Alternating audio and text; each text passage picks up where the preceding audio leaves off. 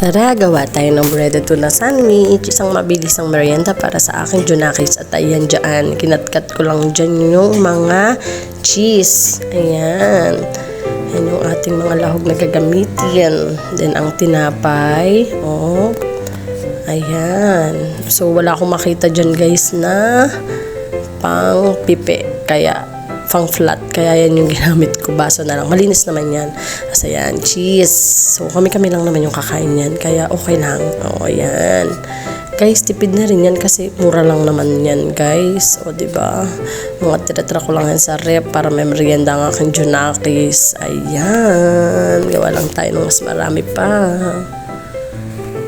Garal-garal lang ang aking boses kasi tinamaan tayo ng matinding virus. My God, yung usong-usong ngayon talaga guys. Hindi mo siya kayang basta-basta maiwasan. Bigla mo na lang siyang mararamdaman.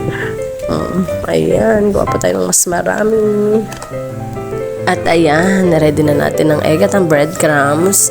I-roll lang natin yung tinapay sa egg. Then, i-roll din natin siya sa breadcrumbs. At ayan, pwede na yan. Talo-talo na yan.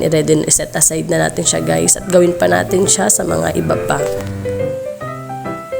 Antayin lang natin uminit yung pan. Kapag mainit na siya, pwede na natin lagay ang ating breaded tuna. At ayan, antayin lang natin siyang mag-golden brown. Pag golden brown na siya, pwede na natin siyang hanguin at ready to eat na yan.